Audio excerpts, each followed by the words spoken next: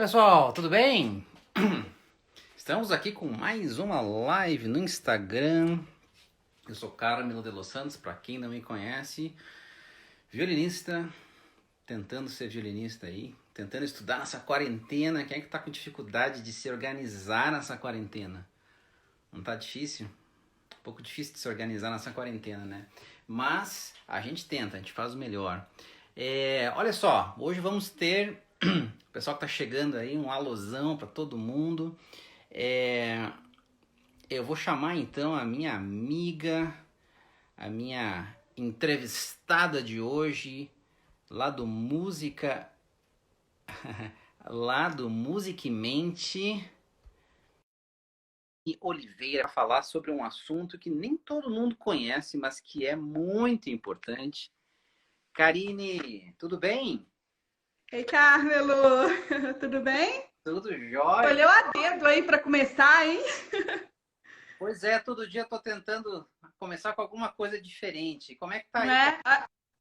Olha a sincronicidade. Eu estudei isso hoje de manhã. Olha só. E Isso aí? é um prazer estar aqui contribuindo com o teu público, né? Tem uma galera que me segue aí também, que já está por aí. Fico muito feliz com o trabalho que você está fazendo e sei que isso está te ajudando muito, além de estar ajudando, né, centenas de pessoas.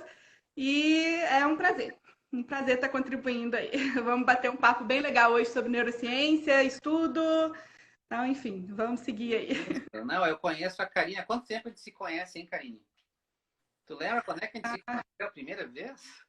Como é que é? Será que foi lá em Sarzedo que a gente... Não, a gente não se conheceu lá, se conheceu antes. Foi um pouco antes. Acho que deve ter uns 11, 10, 11 anos. Por aí. Tá, Uns 10 legal, anos. legal. Karine, vamos conversar já começando assim, a delinear a coisa. O que é neurociência? Rapidamente, sucintamente, para quem nunca ouviu falar. Tá. Antes disso, queria só perguntar se que eu tô com o ventilador ligado aqui, baixinho, porque tá bem calor, se tá incomodando. Se tiver, eu desligo. Para mim aqui não, acho que não tá, Não? não tá incomodando, tá Então, tranquilo. tá bom. Ó, os conectados chegando aí. Então, vamos lá. O que é neurociência, né, gente? De onde que surgiu isso? Por que eu tô nessa, né? Por que eu não saí do violino, mas juntei o violino com neurociência? Neurociência, basicamente, é o estudo do sistema nervoso e de tudo que envolve o desenvolvimento do sistema nervoso. Então, tudo que envolve estudar o sistema nervoso, seja na parte de neuroanatomia ou nas funções do sistema nervoso, está dentro de um campo muito amplo, que é o campo das neurociências, né? Tanto é que é normal a gente ouvir o termo no plural, justamente por isso, porque são várias áreas das neurociências, né? Então a gente pode entender a neurociência como um grande grupo de áreas de estudo e também podemos entender como várias áreas que estudam particularmente uma coisinha ou outra. Então, uma coisinha é modo de dizer, né? Então, assim, a minha especialização é em neuroeducação, que está dentro da neurociência cognitiva, e eu estudo também a neurociência comportamental para poder entender não só o processo de raciocínio, aprendizagem, memória, mas também a relação disso com os nossos comportamentos, né? Especialmente o meu trabalho com o estudo das emoções. Então, basicamente, é isso. Tá. Então, tu falaste de neuroeducação. Isso. Isso. Me explica Neuro... as ramificações. Tem a neurociência lá em cima. Qual que seria o próximo? Isso, tem a neurociência, depois tem a neuropsicologia, tem a neurociência cognitiva, dentro dela está a neuroeducação, que é o que junta a neurociência com a educação, com os processos educativos de ensino e aprendizagem, Uhum. beleza? Depois a gente tem a neurociência comportamental, tem a neuroanatomia, a neurociência comportamental vai estudar principalmente os processos internos que fazem os nossos comportamentos e as nossas emoções. Isso de maneira bem resumida, né? E tem a neuroanatomia e a neurofisiologia. E aí tem algumas outras particularidades, neurociência molecular, mas aí já são sub-ramos, né? Mas falando em grandes grupos, seria basicamente isso aí. Tá. E então, falando sobre isso, eu já queria saber assim, como é que tu chegaste nisso, Karine? Tu é violinista, tu estudaste violino, tu fez faculdade de violino, não sei se tem mestrado em violino, mas enfim, tu foste violinista, tu és a chefe de naipe dos segundos violinos da Orquestra Sinfônica de Minas Gerais. Gerais, isso. E quando que surgiu esse teu interesse, assim, o que te chamou a atenção nessa área, assim, que parece tão difícil para quem está só na música? Aham. Então, na verdade, o meu começo no violino, ele já foi bastante complexo, né? É, voltando um pouquinho antes, eu estudo música desde os 6 anos, comecei a estudar com piano, dou aula desde os 12 anos, então aos 12 anos eu tive meu primeiro aluno, ele tinha 8, eu tinha 12. Então, meu processo de educação, ele começou muito cedo, né? E desde que eu comecei a dar aula, nunca mais eu parei de dar aula. E quando eu estava para prestar o conservatório, a prova do conservatório para piano, e eu tive um acidente de carro. Depois, quem quiser saber essa história detalhada, está lá no YouTube. Mas eu tive um acidente de carro e não tinha como mais estudar o piano. E eu tinha vontade de estudar violino já, mas naquela época era muito caro, não era uma coisa simples, não era como hoje, você consegue violino num preço super acessível, era realmente muito caro e a gente não tinha condições de comprar. E aí, naquele momento que eu quebrei a perna esquerda, fiquei com a perna toda engessada, impossibilitada de estudar, de ir para as aulas. Só que eu já estava no conservatório cursando o primeiro ano. Eu tinha que fazer a prova, se eu não passasse, eu perderia a vaga. Então, eu tinha que passar na prova de instrumento, não tinha escolha. E aí, nesse momento, como eu não podia mais estudar o piano, surgiu a oportunidade de estudar com um violino emprestado, que o meu primeiro professor, que foi o professor Edson Queiroz, aqui da Universidade Federal de Minas Gerais, me conseguiu um instrumento emprestado. E aí eu comecei a estudar com a perna quebrada. Então eu já comecei a estudar o instrumento com uma dificuldade muito grande, porque a perna estava toda engessada, tinha que ficar apoiada, era realmente complicado.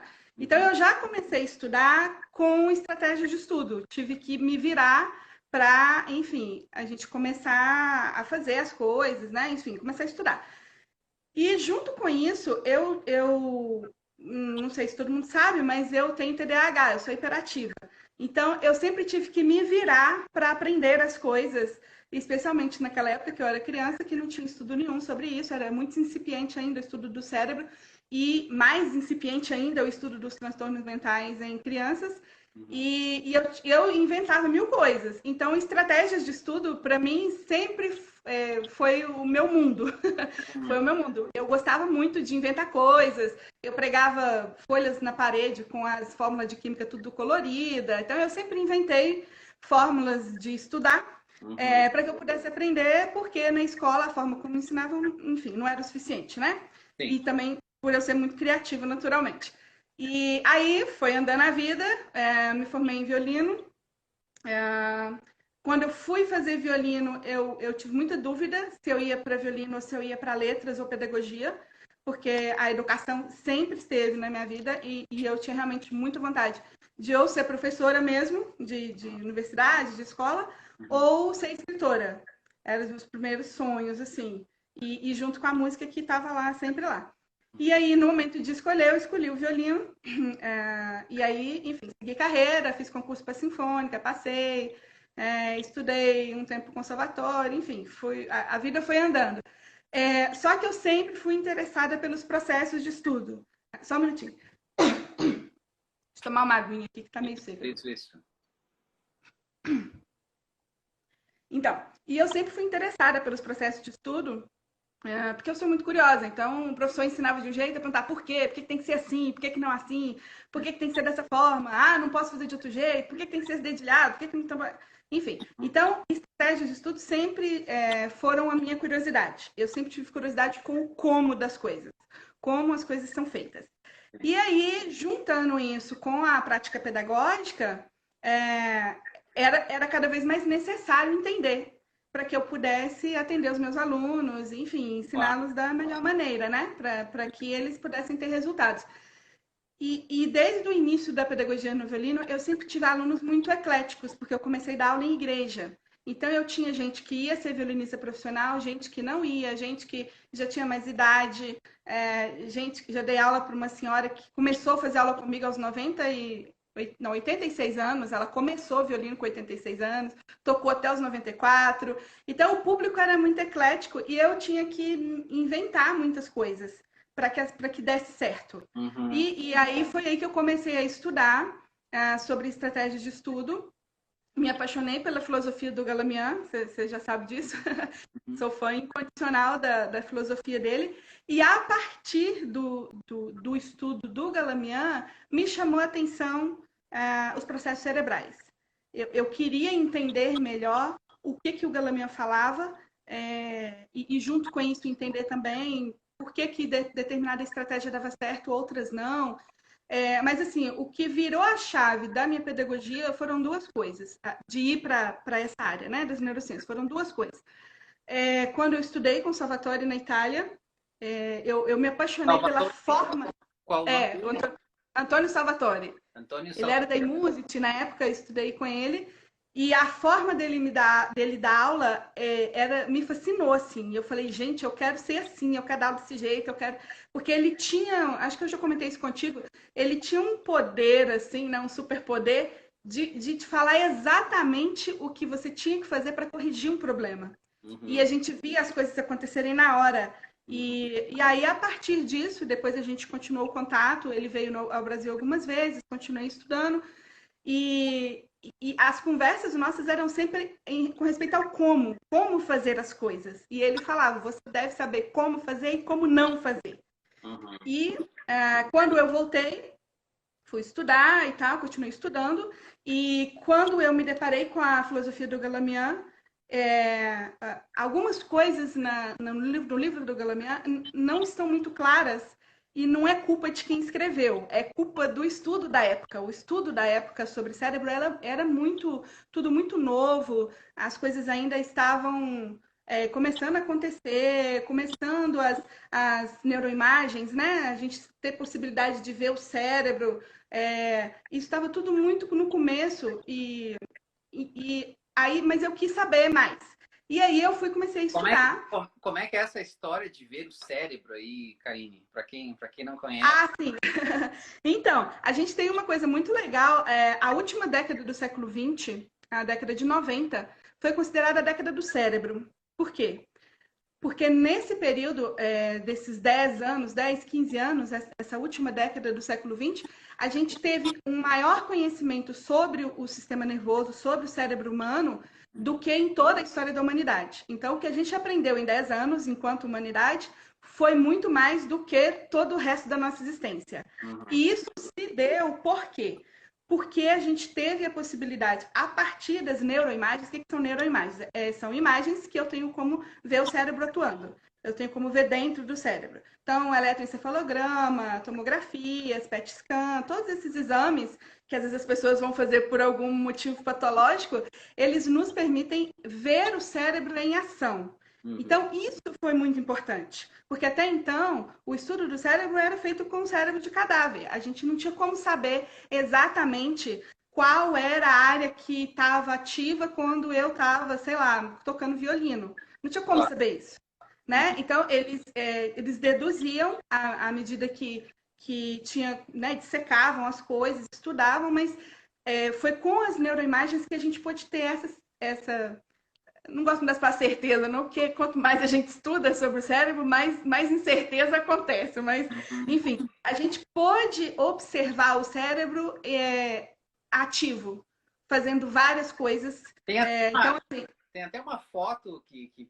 passou há uns 10 anos atrás, assim, de um cara que estava tendo uma cirurgia de crânio aberto, tocando violino. Já viu essa foto? Sim, tem várias, na verdade. Inclusive, recentemente agora, deve ter uns 2 meses, teve o caso de uma violinista britânica de uma orquestra lá na Inglaterra. Esse videozinho correu o mundo aí, porque ela tocou enquanto estava sendo operada, justamente para que os médicos conseguissem ver qual a área, porque o tumor que ela tinha estava muito próximo de uma área que comanda a mão esquerda. Então, o medo tanto é que ela protelou a cirurgia justamente por isso, para não perder os movimentos. E o medo dos médicos era, se a gente tocar nessa área, ela pode perder os movimentos. Uau. Então, ela tocou durante a cirurgia que, dessa forma, os médicos tinham como ver, através das neuroimagens, qual área estava ativa. Então, se essa área está ativa porque ela está tocando, está movimentando a mão esquerda, a gente não pode mexer ali. Então, a cirurgia foi um sucesso, isso está na internet, é fácil de ver. Só Uhum, colocar lá violinista britânica, cirurgia cérebro, que você vai ver. A BBC fez uma reportagem muito legal com ela. uhum. E é possível ver. E tem outros casos também. Tem casos de violinista, saxofonista, violonista, enfim, tem vários casos. Então, assim, isso é possível por causa das neuroimagens. Se não Claro. fossem as neuroimagens, não tinha como fazer esse tipo de E cirurgia. aí a pessoa, o cidadão e a cidadã que entraram agora na nossa live vão dizer assim, o que tem a ver isso com o estudo do violino? Existe uma Gente, aplicação prática? então, tem tudo a ver, porque quem comanda tudo que nós somos, fazemos, sentimos, é o nosso sistema nervoso. Então, sem sistema nervoso, não tem a gente. Claro. Então, na verdade, tem tudo a ver. A questão é que assusta um pouco por causa de ser uma área de estudo que se assemelha à medicina, então tem muito de neuroanatomia, partes do cérebro, entender como os neurônios se comunicam. Então, isso dá um pouco de medo, e foi justamente isso que essa ponte que eu quis fazer, que eu faço com o Music Mente, que é pegar esse conhecimento científico que não é fácil de entender muitas vezes, tem algumas coisas que é realmente muito difícil de compreender, e trazer isso para dentro da sala de estudo, trazer isso para a gente, trazer isso para o palco. Para quê? Para que através do conhecimento dos processos mentais, a gente saiba como construir melhor as nossas habilidades, como lidar com isso melhor no palco, como entender melhor as nossas emoções, para que a gente possa ter a performance que a gente busca, né? Então, Perfeito. basicamente é isso. Eu É eu entender os escrevi aqui processos. Musicmente para o pessoal que não segue ainda, seguir ali, ó, Segue Musicmente, lá. segue lá, tá? Tem muito material, a Karine posta diariamente coisas assim, muito interessantes para quem tá assim nessa vibe de entender o que acontece lá no cérebro, nas mãos, na psique, nas emoções, é com a Karine a coisa, tá? Lá no Música. É isso aí. Ah, tem uns conectados aí, gente que já está por lá. Então, assim, a questão aqui, Carmo, principalmente, não é a pessoa se tornar um especialista. Às vezes eu recebo muita mensagem de gente, eu quero estudar neurociência, eu quero estudar. É igual a pessoa falar que quer ser solista, não faz ideia do que está por trás e quer ser, né? Na verdade, muitas vezes as pessoas não é que querem estudar neurociência, elas querem entender como aplicar isso Exatamente. na sala de estudo, né? Então, muitas vezes, com uma conversa rápida ali, a pessoa entende que o caminho não é ela estudar neurociência, o caminho é ela entender através de materiais como tem no Musicmente, como tem, às vezes, né, outros livros que são mais acessíveis, como usar esse conhecimento Tipo, dentro. isso, aplicar certas ferramentas, né? Exatamente. E aplicar o próprio conhecimento. Então, por exemplo, se eu tenho um determinado tipo de estudo que ele vai contra o funcionamento neural, contra o funcionamento do cérebro, a chance de eu ter um aprendizado efetivo é muito menor. Hum. Então, quando você entende os processos, que é isso que eu trabalho mais profundamente no curso, não é para a pessoa saber os nomes, saber a área do cérebro, não precisa de nada disso. Ela tem que entender. O neurônio se comunica dessa maneira, acontece assim, o movimento faz isso, o músculo faz tal coisa. Se você estudar dessa maneira, o seu resultado vai ser ruim, vai ser improdutivo. Se você Claro. estudar dessa tal maneira, você tem uma chance de ter um estudo muito mais efetivo, e isso, claro, se estende para o palco, né? Se estende para o palco, porque, na verdade, quem está fazendo tudo é o nosso sistema nervoso, né? Eu não gosto muito de, às vezes, falar, a gente usa o termo, o cérebro faz isso, o cérebro faz aquilo, é só para puxar um pouquinho a veia do assunto para isso, né? Para essa compreensão. Mas, na verdade, quando a gente fala como o cérebro aprende, é como nós aprendemos, na verdade. Né? É como a gente faz as coisas. E o que Porque. seria, Karine, desculpa, o que Aham. seria, então, basicamente, no teu entender, o que seria um bom estudo? Tipo, peguei, abri o verão da caixa hoje e eu quero tocar um concerto daqui a 6 meses. E eu vou começar uma peça do início, tá? Tu poderia dizer para nós, assim, quais são as condições cerebrais, nervosas que vão propiciar um estudo que vai trazer um bom estudo, um bom resultado, digamos assim. É fácil de falar nesses termos ou é muito complicado já falar assim? Então, não é que é complicado. Na verdade, é legal fazer um caminho para chegar aí. Isso aí é justamente o fim do processo, né? Às vezes eu recebo algumas perguntas no Musicmente e as pessoas ficam ansiosas justamente por essa parte. O que eu faço? Mas é legal entender os processos para que você tenha até segurança nas escolhas, né? Mas basicamente, o que é um bom estudo? Um bom estudo é um estudo que vai te propiciar construir habilidades de forma que você domine essas habilidades e consiga utilizá-las no palco. Então, basicamente, um bom estudo, ele tem que construir uma performance. Um bom estudo que não constrói boas performances tem alguma coisa errada. Então, se o seu estudo ele é bom e as performances não são boas, existe algum problema. Ou no processo de estudo, nos processos de estudo, ou entre a sala de estudo e o palco. Então, quando a gente começa uma peça, é legal a gente falar um pouquinho, talvez, sobre os níveis de aprendizado da técnica. Eu separei algumas coisas legais aqui para a gente falar. Então, eu acho que isso vai encaixar bem e vai ficar mais prático para todo mundo entender. Então, por exemplo, quando a gente aprende um instrumento, a gente tem um tipo de habilidade que se chama habilidade do movimento especializado. Que é o quê? É um movimento que é específico para uma tarefa. Então, dançar é movimento especializado, você praticar algum esporte é um movimento especializado e tocar um instrumento é. Então, a gente tem movimentos no violino que são particulares da tarefa de tocar o violino. Então, quando a gente começa a aprender alguma coisa nova, começa a aprender uma habilidade, essa habilidade desse movimento que forma a técnica de qualquer instrumento, ela tem algumas características e alguns estágios. Então, isso vai ser bem interessante de falar, porque muita gente não tem um estudo efetivo porque pula etapas, ou porque a pessoa ela está no estágio 1, digamos assim, no nível 1, e ela quer aplicar um estudo que já é de nível 3, por exemplo. E não vai funcionar porque o nível 1 você não passou por ele. Existe um processo. Tu pode nos falar um pouquinho sobre esse nível? Claro, perfeitamente. Então, só para entender. Diga, pode falar. Não, desculpa. É só completando. Então, vamos lá. Então, falando um pouquinho sobre os níveis de aprendizado da técnica, por exemplo. Não vou, claro, detalhar todos, mas para a gente ter uma ideia aqui, os níveis de aprendizado da técnica e os seus estágios. Esse tipo de habilidade de movimento especializado requer coordenação, uma configuração, que é uma forma específica. Então, as coisas que a gente faz para tocar o violino são específicas para tocar o violino. Pode ter alguma semelhança com outros instrumentos, mas são específicas de uma tarefa de tocar o violino. Elas têm que ter precisão, elas têm que ter controle e tem que ter um processo contínuo de refinamento. Então, por isso que o nosso estudo ele não acaba, ele não termina. Enquanto você tiver a fim de tocar, se você quiser progredir, você vai progredir, porque é um processo de refinamento, isso não tem fim. Não tem fim por causa das variáveis que estão envolvidas. Então, vamos lá. O que vai determinar o nível de aprendizado da técnica? É a proficiência, ou seja, o quão bom você é nisso, o quão bem você faz essa técnica, e não o seu tempo de prática.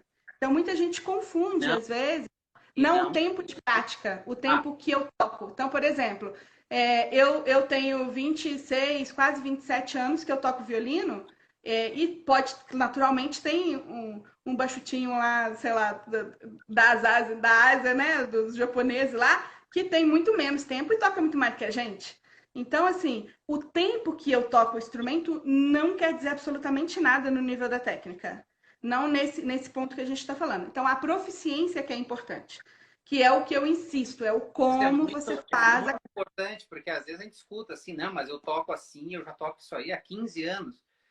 Não quer dizer que toque bem, né? A gente fica assim, de repente poderia tocar melhor. Sempre. Não tem nada a ver. Então, isso na verdade, para algumas pessoas é uma muleta, né, uma desculpa de falar, eu toco assim há tanto tempo e a pessoa senta nisso. E para outras pessoas é realmente um desconhecimento. Então, o que importa é o nível de performance, a proficiência da técnica, a proficiência do movimento. E quando eu falo técnica, enfim, você já me conhece, eu não gosto de excluir a música da técnica. A minha visão é de que a técnica, ela, ela possibilita o fazer musical. Então, eu sou muito da linha, a minha fala muito disso, o Heifetz também, que quando você tem o domínio da habilidade, aí sim você tem liberdade expressiva. Então, eu gosto muito de dizer isso para os meus alunos. O domínio da habilidade traz liberdade expressiva. Eu não tenho como fazer uma coisa, eu tenho ideia de fazer, eu sei o que eu quero. Se eu não tenho habilidade suficiente, aquilo não vai se concretizar. Então, quando eu não gosto muito desse dualismo entre técnica, música, eu sei que muita gente pensa assim, mas eu não penso por entender que a habilidade musical, uma das facetas dela é o movimento, mas não é só isso, Claro. entende? Então, para fazer... Ela se expressa através do movimento, né? Óbvio. Exatamente. Então, assim, às vezes a gente ouve muito, fulano é muito técnico, não sei o quê, o outro é mais musical, é mais artístico. Isso acaba separando um pouco o fazer musical da habilidade quando não deveria. As duas coisas deveriam andar juntas, porque, de fato, no fazer, no nosso fazer, né, comportamental e da própria habilidade, no nosso tocar, isso anda junto. Eu não tenho como desgrudar uma ideia da outra. Então, eu não gosto muito dessa separação, porque aí a pessoa fica idealizando. O Galamian fala disso de uma outra maneira, quando ele critica, por exemplo, alunos que ficam só no estudo performático, por exemplo, e não estão nem aí para o estudo construtivo. Então, o estudo construtivo faz o quê? Constrói a habilidade para que você tenha como construir uma interpretação para que essas duas coisas se juntem num estudo performático.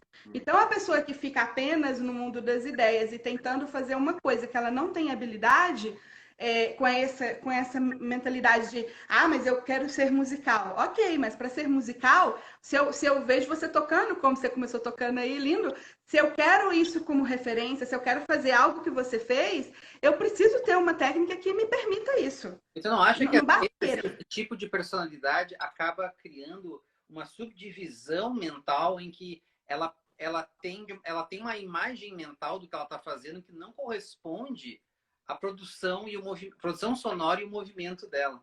Ela pode estar tocando e achando que está assim maravilhoso e tá bem improvisado. Né? Isso é uma coisa muito interessante, Carmen, que você está falando, porque muitas vezes, por falta de conhecimento da própria técnica em si, do que é necessário, a gente vai impedindo o refinamento até da audição. Então, a gente acostuma com determinados ruídos, por exemplo, com determinadas coisas que não são boas, que não estão bem. Notas desafinadas. Exato. Em cordas que às vezes a gente deixa passar. Exato. Você vai lembrar, lembra que a gente falou, acho que no primeiro conectado, o Fischer fala disso, quando ele fala dos pontos cegos auditivos. Ele fala disso muito bem. Então, o que são os pontos cegos auditivos? É porque a gente acostumou a ouvir coisas que não são boas, que a performance não está boa, mas a gente se acostumou àquele ambiente sonoro e aquilo passa despercebido. E pra gente tá ok. Aí, por isso que muita gente se surpreende quando vê uma gravação. Quando vê uma gravação da própria performance. Aí, muitas vezes a pessoa se surpreende por causa disso, porque ela tem uma ideia muito equivocada. É claro que tem a diferença do que a gente ouve no palco e o que chega lá, lógico, mas falando desse aspecto que a gente está conversando, a pessoa, ela acostumou tanto com determinadas coisas que isso já se solidificou e fim de papo, é isso que fica bom. Para ela tá bom, mas na verdade não está. Na verdade não está. Como é que arruma isso, Karine? O que a pessoa pode fazer para arrumar?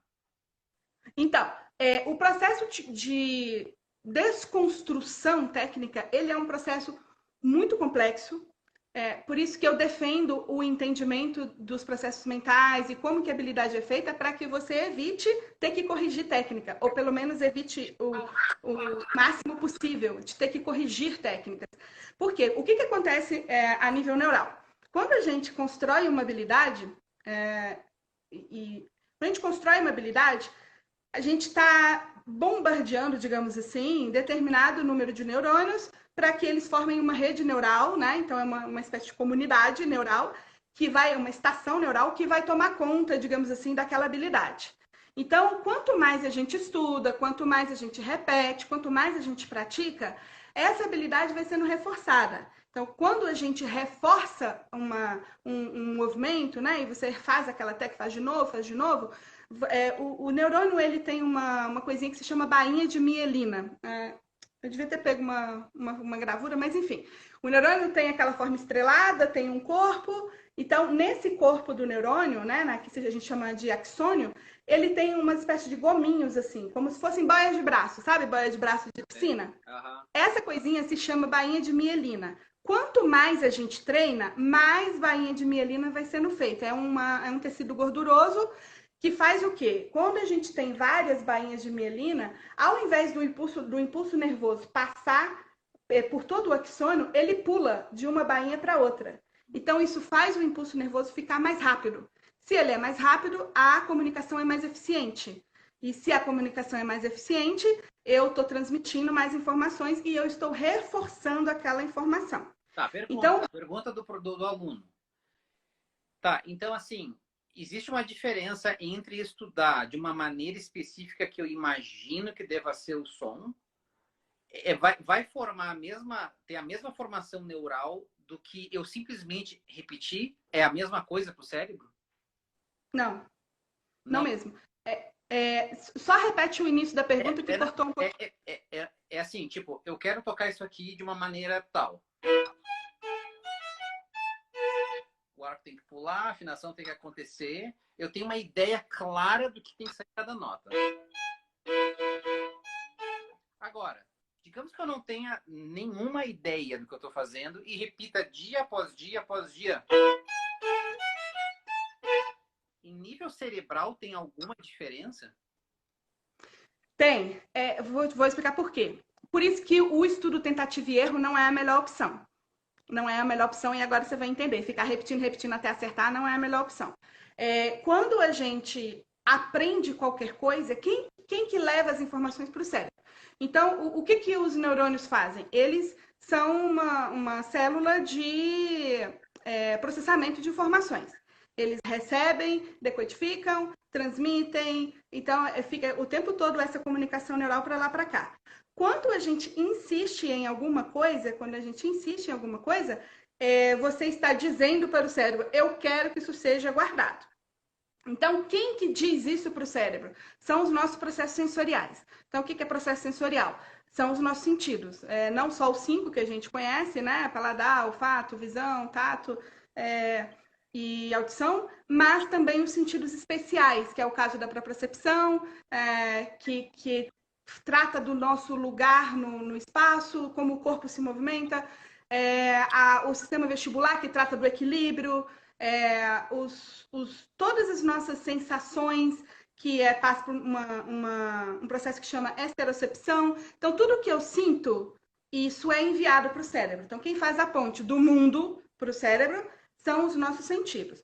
Quando eu estudo, por exemplo, você tocou aí a primeira quinta aí, existem milhares de informações dentro dessa quinta. A afinação dessa quinta Missy que você tocou não é só a informação auditiva. A gente tem uma imagem auditiva, a gente tem uma imagem tátil, a gente tem uma imagem da pressão na corda, que quem passa isso são os mecanorreceptores. Então, são muitas imagens sensoriais para formar, digamos assim, um bloco que significa tocar o mi e o si afinados.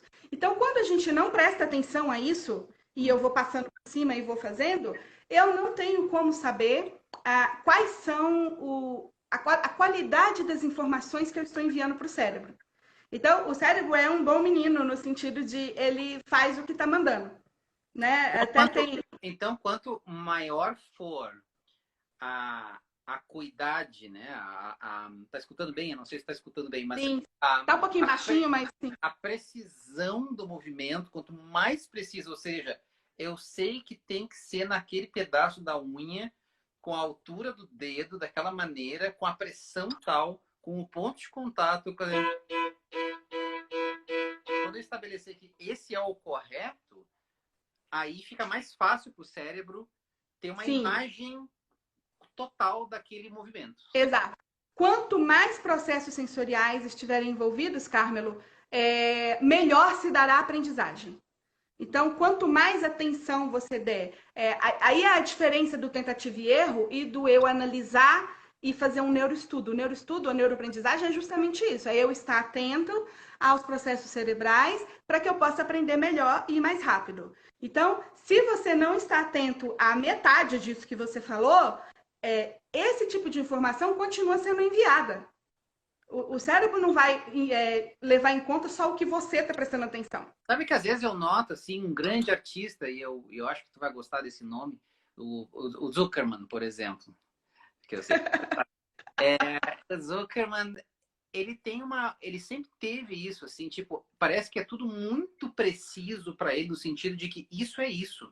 Não é isso e um pouquinho mais, não, é isso. Porém, aquele isso também é bonito esteticamente.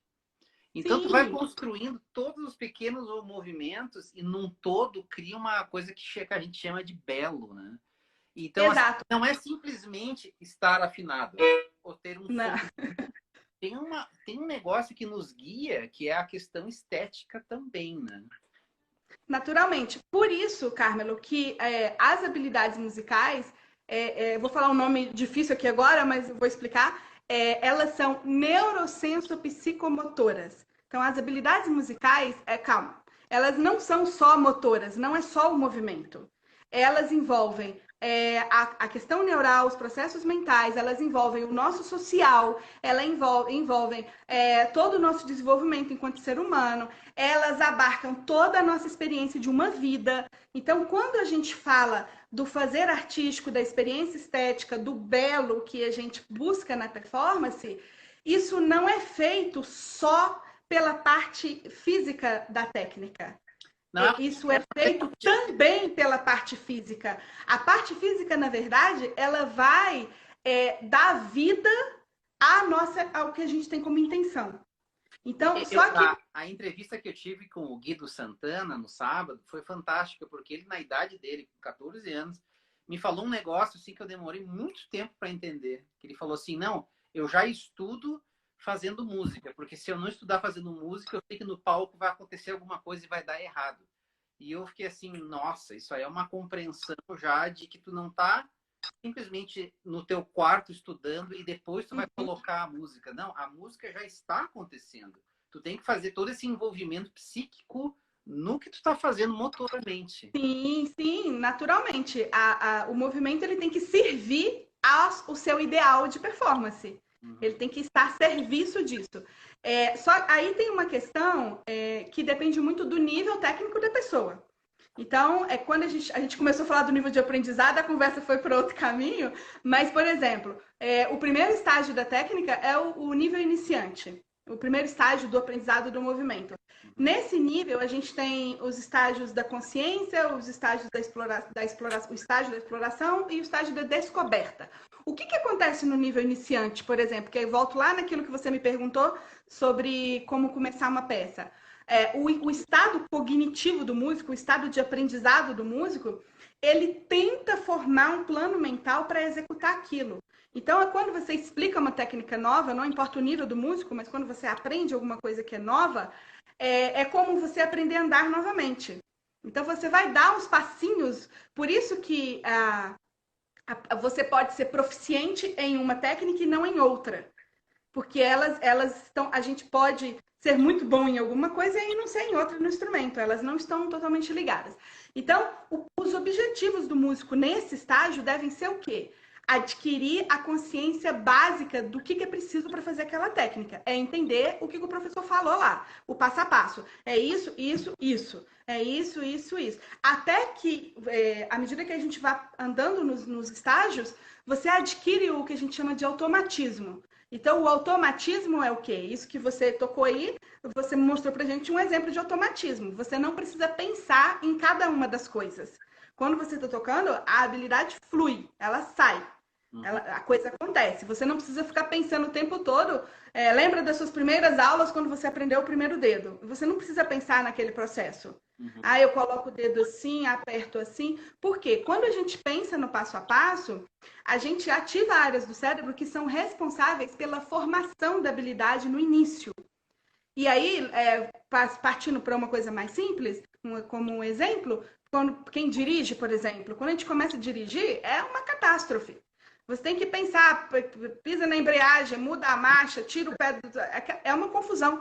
E à medida que você aprende e consegue coordenar tudo isso, isso fica automatizado. Então, isso é uma habilidade automatizada. Eu não preciso pensar no passo a passo para fazer. Então, quando eu não respeito os níveis, né, de aprendizado da técnica, o aprendizado ele vai ser falho. Ele vai ser falho. E aonde é que a gente vai assistir a falha da habilidade? No palco. Então, por exemplo, o próximo estágio, que é o estágio intermediário. O estágio intermediário... e aqui tem uma coisa importante que eu esqueci de falar. O papel do professor nesse processo é muito importante. Quando o aluno está no estágio iniciante de alguma técnica, o professor ele tem que ajudar com o que é geral, com a estrutura geral dos movimentos envolvidos. Então, por exemplo, quando a gente dá aula para alguém e aí a gente está trabalhando... Isso acontece muito em masterclass. Você dá muito masterclass, você vai ver isso, vai entender. A gente dá aula para um aluno e você está trabalhando com ele, por exemplo, sei lá, o presto lá da sol menor. E aí, só que ainda não está tudo ok, não está tudo lindo, tem trechos ainda para afinar, não está bonito e tal, mas já está sincronizado, está melhor, mas a afinação... Aí essa pessoa vai tocar no masterclass. Quando ela vai tocar no masterclass, esse professor do masterclass, ele tem um retrato da habilidade dessa pessoa. Ele não sabe o que está sendo trabalhado antes disso. Ele tem um retrato. Então, o que ele vai falar? Ele vai falar a partir do que ele está vendo. E aí, muitas vezes, o professor no Masterclass, e não está errado, tá? Só estou fazendo a comparação para a gente entender. O professor no Masterclass vai trabalhar algumas questões musicais mais amplas, né, de um nível mais avançado, mas lá na aula com o professor, o aluno ainda não tem nível para trabalhar isso.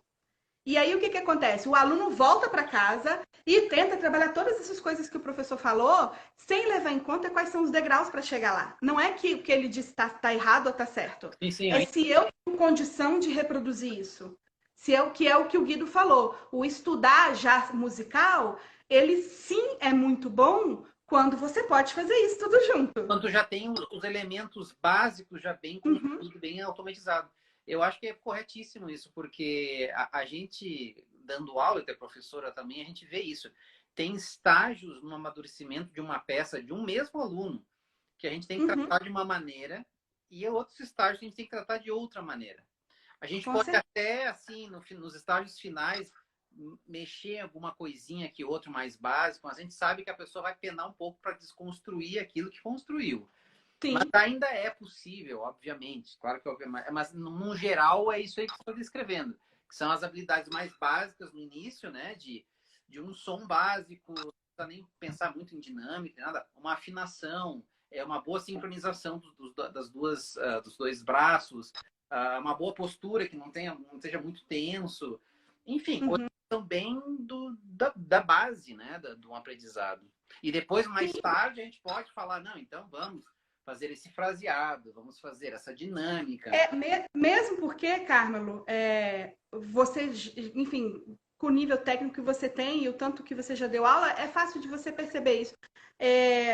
Muitas técnicas, elas são ensinadas num primeiro estágio de determinada maneira e na evolução dessa técnica, a gente tem que desaprender fazer de uma maneira para fazer de uma outra. Porque a técnica tem estágios. Então, isso é muito comum, por exemplo, quando algum aluno mais iniciante vê um professor tocando, vê um professor ou um grande violinista tocando. Aí o aluno fala, mas eu quero fazer igual o fulano faz. Eu quero copiar exatamente o que o fulano faz. Tá, mas isso tem estágios. Você pode estar num estágio da técnica que ainda não te permite fazer isso. Então, o copiar o movimento, ele é bom sim, até certo ponto, se você tem a condição de reproduzir isso. Então, isso é muito sério, porque muitos alunos querem copiar coisas, sendo que a técnica deles ainda não evoluiu a esse ponto. E aí, quando isso...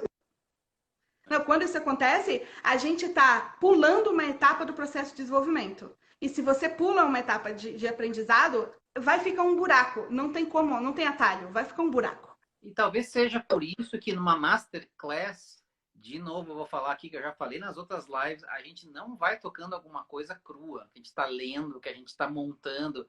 A gente vai tocar alguma coisa que já está num estágio final de aprendizagem. Com certeza.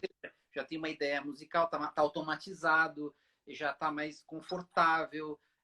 Então, assim, porque aí a gente vai realmente poder ir lá de cima, e essa é a origem da palavra masterclass, ou uma classe maestra de mestre, onde a gente vai falar lá dos níveis superiores musicais e aí pode vir até a descer nos níveis mais básicos de técnica, né? Com certeza. Exatamente isso. E muita gente faz o contrário, né? Vai com uma peça crua e muitas vezes a forma como você vai interferir naquilo que a pessoa está fazendo é muito diferente, às vezes, do que o professor dela está trabalhando. E às vezes você vai dar uma ideia que, eu falo isso num dos vídeos no YouTube, você vai dar uma ideia que não é que está errada, mas ela está ou num estágio mais avançado que a pessoa, ou está contra a escola do professor daquela pessoa. Então, aí a gente começa... Exato. A gente começa a ter choques de escolas. Então, o aluno, quando vai para um masterclass, ele tem que ser muito inteligente, ele tem que ser muito sábio nas escolhas. Eu tenho meus caderninhos de masterclass até hoje. E eu lembro quando eu fiz aula com o seu professor, com o Levon, muitas coisas do que ele me disse, eu não pude aplicar imediatamente. Não só ele, como outros professores. Mas eu anotava tudo. Eu anotava tudo e sempre tive essa coisa da curiosidade, como é que faz e tal. Então eu anotava e eu sabia perfeitamente. Isso não é para agora, não dá para fazer agora, não dá para ser feito. Então, de tempos em tempos, eu relia meus caderninhos de masterclass para ver o que eu tinha ganhado, digamos assim, de conhecimento com esses professores e que agora eu podia aplicar.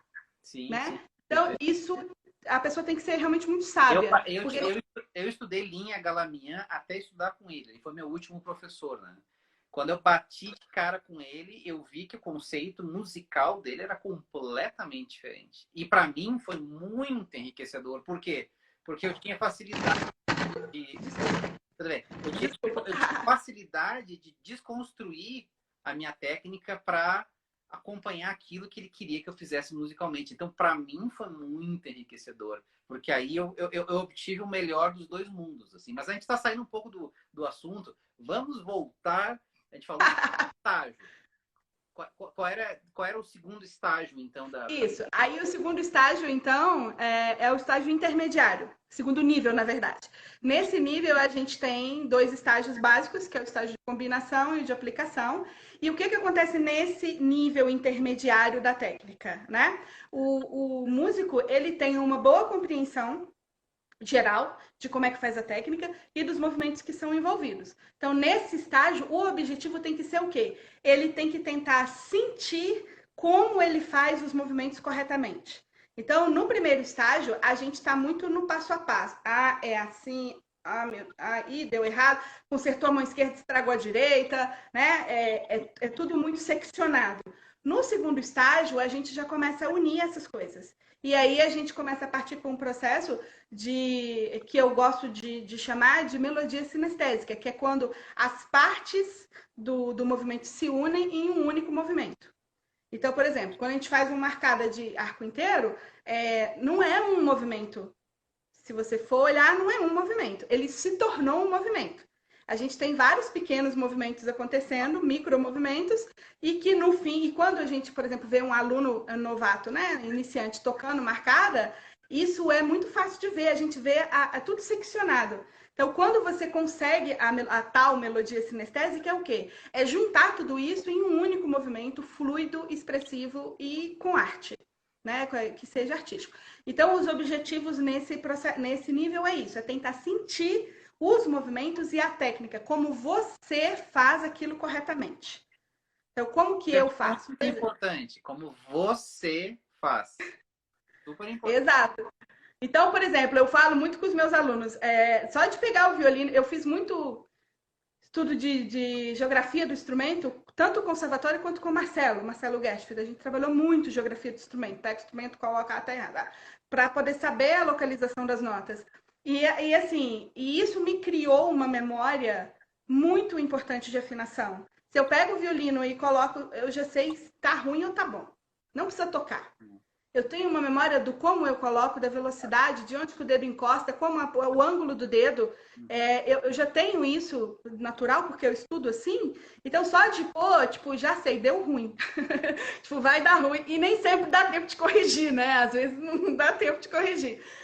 Então, nesse estágio, o papel do professor qual é? É ajudar o músico, né? Ajudar o aluno a focar na combinação das habilidades, na combinação das técnicas e no refinamento. Então, é a hora que a gente começa a polir a técnica, como se fosse uma pedra, um diamante bruto, e nesse momento a gente começa a lapidar e dar o polimento. Tirar as arestas, por buscar o brilho. E, por último, o último nível, que é o estágio avançado ou refinado, né? Como a gente chama, essa classificação é do desenvolvimento neuromotor, tá? A gente está falando das habilidades de movimento. Então, no último estágio, que é o estágio avançado ou refinado, nós temos o nível, né? Nós temos os estágios de performance e de personalização. Então, aí, vamos entender isso um pouquinho melhor.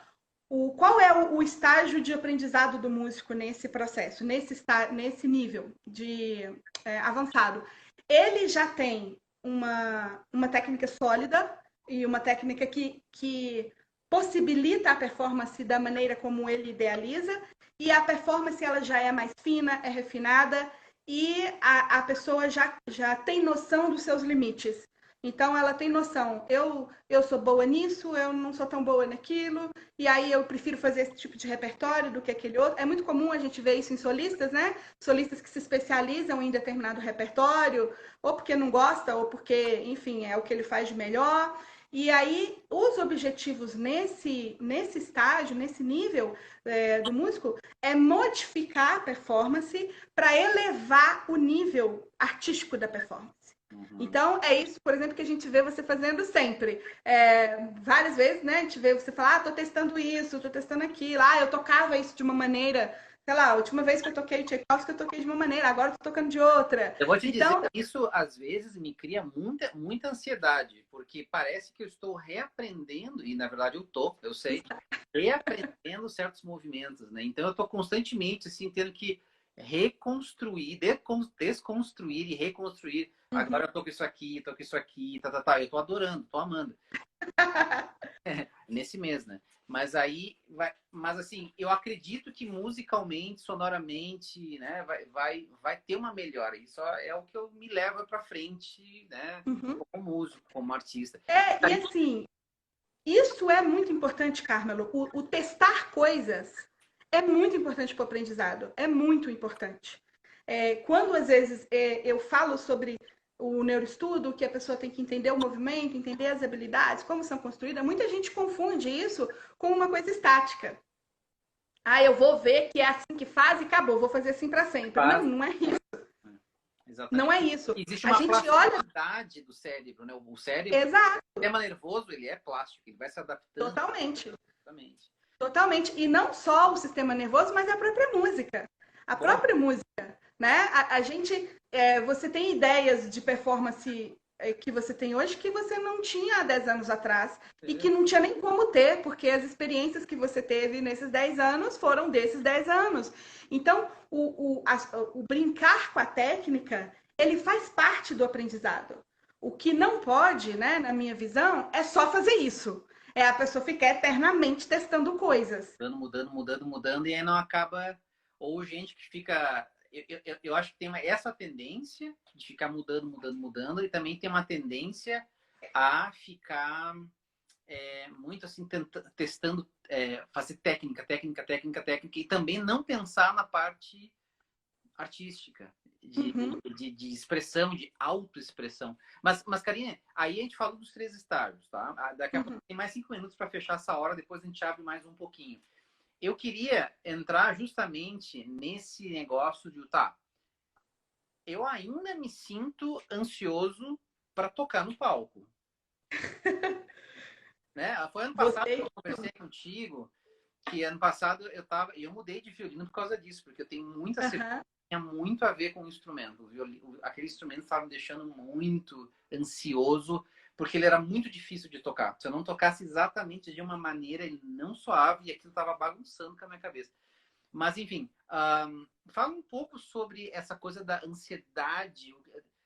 Existe alguma coisa que a gente pode fazer para combater essa ansiedade de palco, de performance? Muitas coisas, na verdade. Existem muitas coisas.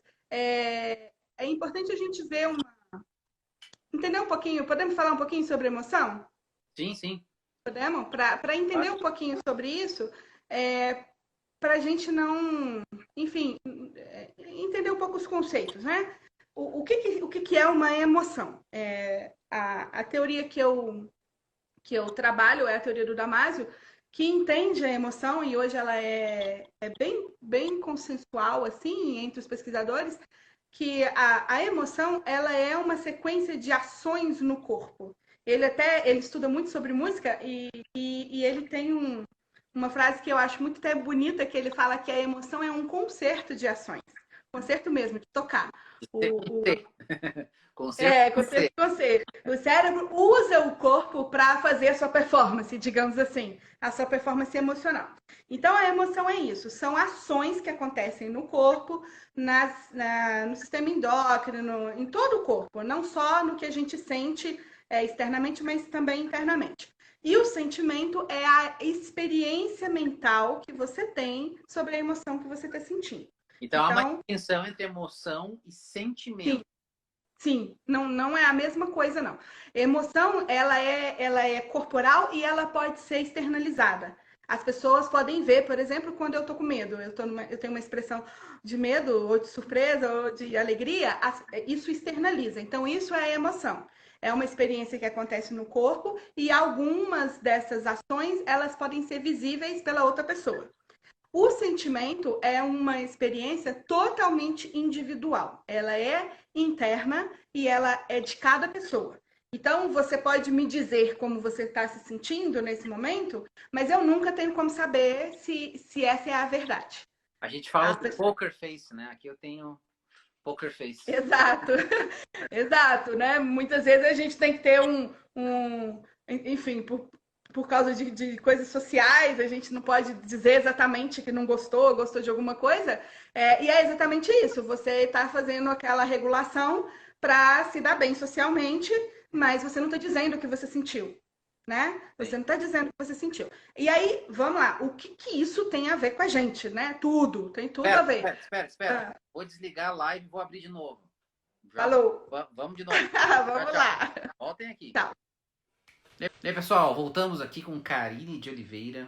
Karine Oliveira, desculpa. E estávamos falando sobre emoção, a diferença entre emoção e sentimento.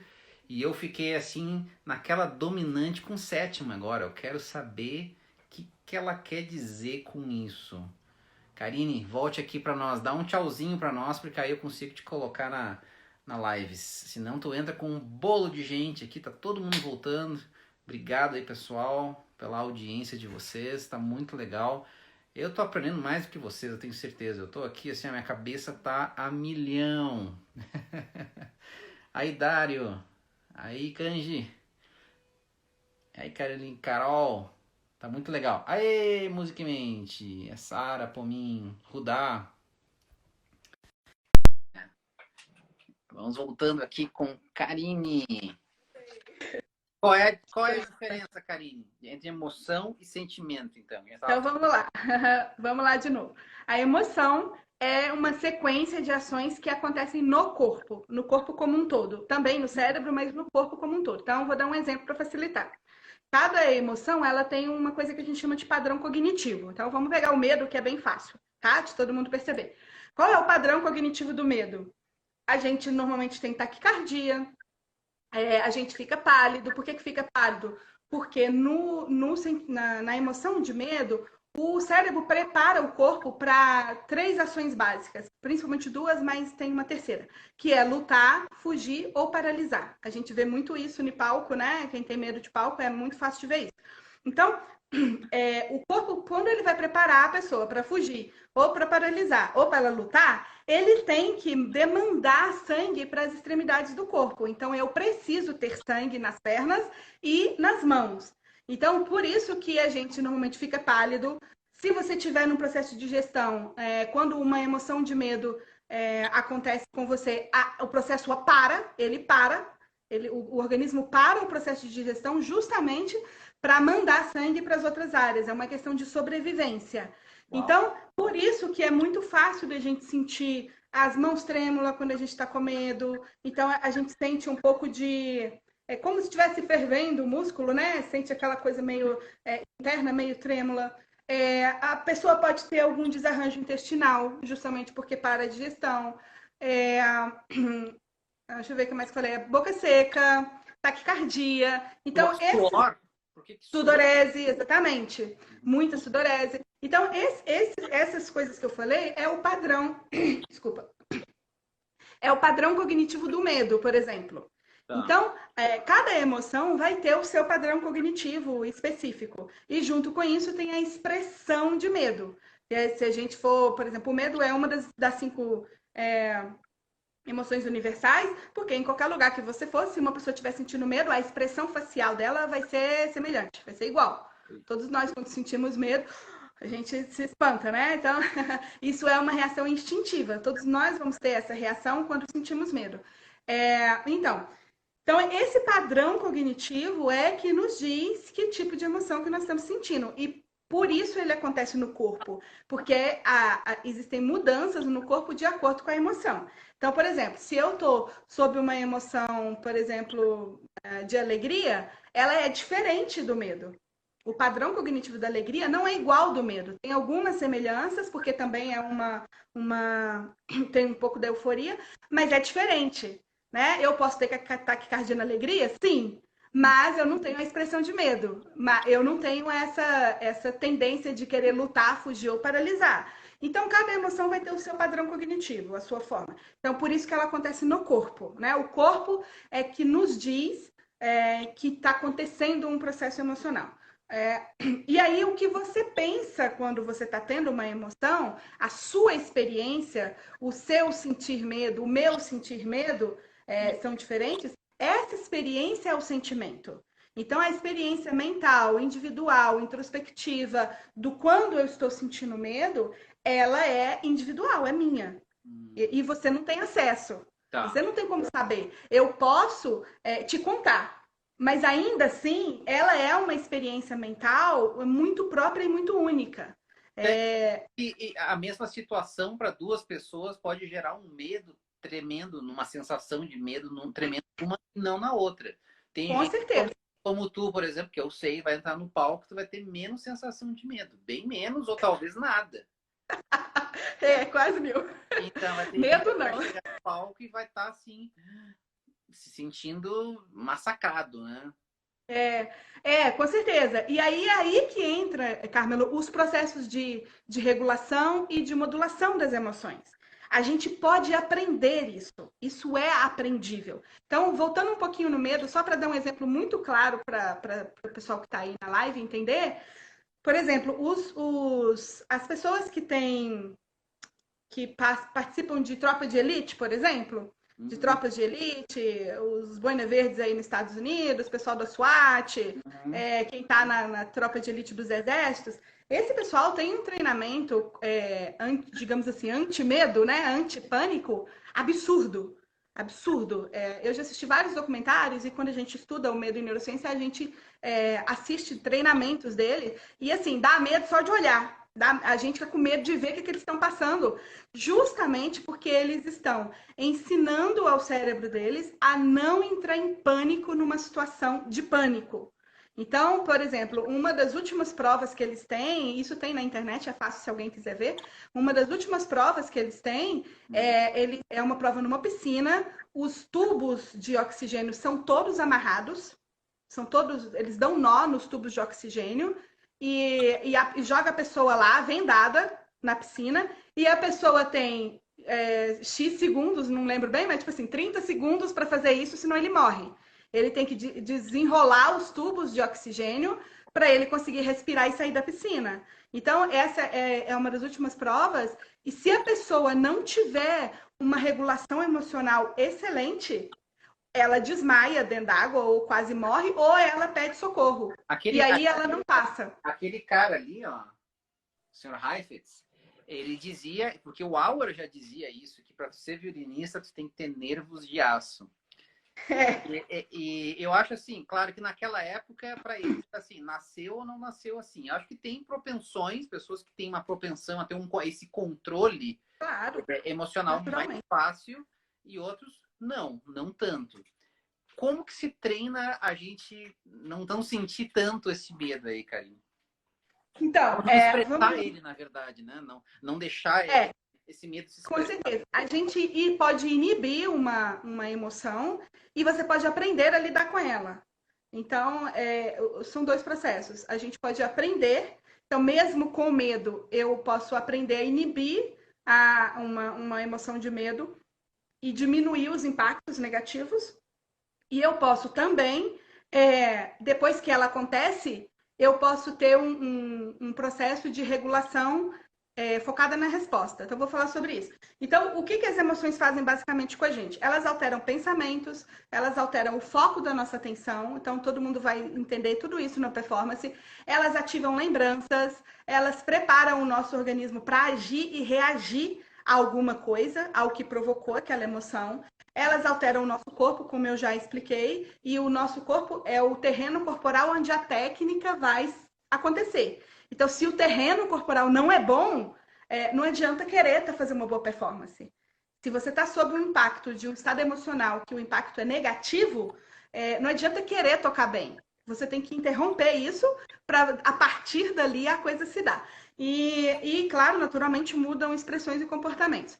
E aí, o que isso faz com a gente na performance? A principal coisa que a gente vê é a alteração do tônus muscular.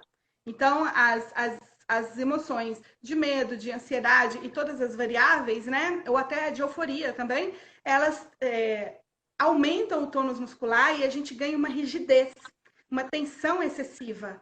E aí, é isso que a gente chama de terreno corporal. Esse corpo rígido não serve à performance que a gente quer fazer. Ele não ajuda, ele está atrapalhando. Então, por isso o entendimento das emoções é tão importante e a regulação emocional é tão importante. Então, vamos lá. Existe uma coisa que se chama antecipação emocional. O que é isso? E aqui eu vou desmistificar uma coisa que muita gente acha que o nosso sistema racional, ele é o bambambam da situação. Ele que é o bom, e tipo, se eu raciocinar e se eu for mais racional, as minhas escolhas vão ser melhores.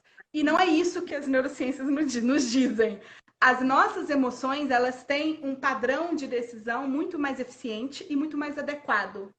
Então, no processo de decisão, as emoções estão envolvidas no processo de raciocínio e no processo de decisão. Eu posso tirar um pouco isso e ficar um pouco mais racional, mas mesmo assim, elas estão envolvidas de alguma forma, algum tipo de emoção. Ela vai se infiltrar ali, né? Sim, elas estão envolvidas. E aí tem uma coisa legal aí que as emoções, elas nos ajudam a escolher melhor. Elas nos ajudam, por incrível que pareça, as pessoas acham que não, mas elas nos ajudam a escolher melhor. A questão é qual tipo de padrão que ela está lendo. Ela faz uma leitura de padrões muito mais rápida do que o sistema emocional. Então, a questão é que padrão é esse? E aí, nós vamos ver uma coisa interessante aqui. O que é essa antecipação emocional? Por exemplo, quando acabar a quarentena, todos nós temos uma predição do futuro, um planejamento para quando isso acabar. Então, nós temos a ideia mental do sentimento que nós vamos ter quando isso acabar. Qual emoção a gente vai ter quando isso acabar, né? Cada um tem aí de alívio, de alegria, né? Ainda bem que isso acabou e tal. Então, essa antecipação da emoção que a gente faz, isso é uma característica muito importante e que, ao mesmo tempo, ela pode nos servir para o mal, ela pode nos servir para o bem. E a gente pode usar isso para a performance. A gente pode usar. Então, por exemplo... Quantas vezes... Desculpa te interromper, mas para dar um exemplo, assim, quantas vezes eu preparei para um concerto que eu já sabia que eu não ia ter muito tempo para preparar, que eu ia ter muitas outras atividades além do violino, e eu já um mês de antecedência, nossa, esse concerto vai sair ruim. Eu não vou me dar bem nesse concerto. E isso impacta a maneira como eu seguro o violino. Já começa a ficar Claro. tenso já por antecipação. Seria mais ou menos isso, essa antecipação? E é pior do que isso. Eu vou te mostrar um mecanismo que acontece. É pior do que isso. Quando a gente simula uma emoção futura, as áreas que são ativadas são as mesmas áreas responsáveis pela reação no corpo. E quando a gente imagina uma emoção, você pode sentir essa emoção. Ela pode acontecer de fato. Então, o que que acontece? Se você fica fazendo uma predição de futuro de determinada emoção, por exemplo, ligada à performance, né? A pessoa fica se imaginando, esse concerto vai dar ruim, não vai ser bom, eu não vou tocar bem, porque eu tenho pouco tempo, porque não sei o quê. Aí, isso, nos primeiros estágios, nos primeiros momentos, você pode sentir de fato essa emoção, só que aí o teu cérebro é um processo muito inteligente. Ele vai fazer o quê? Ele vai gravar isso. Ele vai fazer um atalho. E aí, quando você pensar nisso novamente, ele já criou um atalho, ainda que você não sinta aquela emoção, ele já criou um atalho do que fazer. E isso pode ser para o bem ou para o mal. É um processo que a gente chama de como se. É como se eu estivesse sentindo aquela coisa. No caso, eu vou te dar um outro exemplo. Me ajuda a entender, a me entender. Me ajuda a me entender, Karine. Tem vezes que eu estou estudando, tá 8 dias antes do concerto. E tá saindo bem. Mas parece que falta que vai ser aquele negócio do palco. E às vezes me dá um reloginho aqui. Uma semana antes do concerto, eu imagino assim, caramba, nesse horário, hoje, às 20 horas, eu vou tocar um concerto na frente de não sei do que, não sei do que, não sei o que, com orquestra tal. Quando eu pego o violino, já é outra coisa. Isso é bom ou isso é ruim? Isso é bom se você souber utilizar para te ajudar. Claro, pode ser bom e pode ser ruim. O que acontece, Carmelo? Quando a gente simula uma emoção, ela ativa as mesmas áreas, mas não na mesma intensidade. Então, se eu imagino que eu. Por isso que a prática mental é muito importante, por isso que se imaginar no palco é muito importante. Você aproxima a situação real daquilo que você simulou. Então, você aprende a lidar com as emoções do palco simulando. Você não tem na mesma intensidade, mas você é um começo de aprendizado. Então, quando você. Oi, diga. É um atalho. Chega mais Sim, próximo claro. ao que vai Exatamente. ser. E, por exemplo, quando eu faço performances com meus alunos, performances imaginárias, brinco com eles, falo para fazer performance Toy Story, botar uns brinquedos e tocar para os brinquedos. Só de você se imaginar, com uma plateia, isso já dá ruim. Então você já sua, você fica nervoso, e aí cada um com a sua reação aí, né? Então, quando você se imagina na performance, você tem como nesses momentos antes, por exemplo, nessa uma semana antes, você tem como mostrar para o teu cérebro que isso não é tão ruim assim. Então, por exemplo, as pessoas que têm muito medo de palco, que se sentem realmente muito ansiosas, apesar de que eu não gosto muito de falar só da ansiedade, porque a ansiedade é a pontinha do iceberg. Na verdade, ela tem outras emoções na sua raiz, mas quando você se imagina, por exemplo, uma semana antes do concerto, e você, nessa hora eu vou estar tocando para tantas pessoas no palco tal, no concerto tal, ai meu Deus, essa parte ainda não está como eu gostaria. Você pode usar de estratégias de regulação, de, por exemplo, trazer a racionalidade não é boa palavra, mas trazer a consciência para esse momento. Então, por exemplo, você tá lá, pensou nisso, aí deu taquicardia, você ficou nervoso e tal, você pode dizer, Carmelo, é só um concerto. É um concerto, vai dar certo, você já tocou outras vezes. E só de você fazer isso, a coisa já se assenta. Eu tento, por exemplo, sempre associar o máximo possível uma performance a um momento de compartilhamento da música. Então, assim, deixa eu sentir a música na sua totalidade e esquecer a parte técnica e viajar. Só que vem junto com esse medo será que vai sair certo? Será que eu vou acertar aquela mudança? Então, aí vem uma coisa. Mesmo que eu tenha feito milhares de vezes, tem aquele ai. Então, isso é uma coisa muito importante. Quando você aciona esse tipo de pensamento, você faz duas coisas básicas. Primeiro, você remete a uma lembrança de quando isso provavelmente não deu certo. Então, e isso é muito grave, principalmente aluno fica remoendo performances ruins. Então, quando você fica remoendo uma performance ruim, seja na performance ou fora dela, você está incentivando o teu cérebro a memorizar aquilo. Aquilo vira um atalho. Aquilo vira um atalho emocional, um atalho neural, que ele vai escolher primeiro. E aí, uma vez que o processo é feito, isso pode acontecer inconscientemente. Então, se você fica remoendo, ai, quando eu toquei isso não deu certo, ai, foi horrível, aí você fica triste, não sei o quê, ele vai associando essa memória, essa habilidade, essa maneira de fazer a técnica com essa emoção. Então, quando você fizer algo que lembre essa técnica, ou a própria técnica, ou alguma passagem de um concerto, você pode startar esse atalho e startar essa emoção, e uma coisa que estava indo tudo bem pode dar muito mal. E a segunda coisa, quando você fica pensando em como fazer, eu falei um pouquinho antes disso, eu preciso fazer essa mudança de posição perfeita, porque não sei o quê, porque eu quero fazer o vibrato, não sei das quantas. Por que pode travar? Por que pode dar ruim? E normalmente dá ruim, e normalmente a gente erra passagens fáceis por causa disso. Porque quando a gente pensa no como fazer, lembra quando eu falei do início da habilidade? Se você pensa no como fazer, você pensa nas partes da habilidade. Você não pensa nela como um movimento fluido. Você ativa áreas aqui no córtex pré-frontal que são responsáveis pelo passo a passo. Passo a passo é passo a passo, é um depois do outro. Não é tudo junto. E aí trava o movimento, aí não sai do jeito que você queria. Então, ou às vezes vem, por exemplo, ideias mirabolantes na hora da performance. Aquele dedilhado, não, troca o dedilhado agora, vai ser Mara, faz. Sabe? Tipo, parecendo um diabinho falando, né? Faz esse dedilhado é muito melhor, vai dar certo, vai dar certo. E às vezes não é o que você estudou. Pode ser que dê certo? Pode, mas as possibilidades são de que vai dar errado, não é? Então, o ideal é isso que quando você fala de sentir a música, de compartilhar a música, de fazer a sua música para as pessoas, isso tem uma importância tão grande a nível neural. Por quê?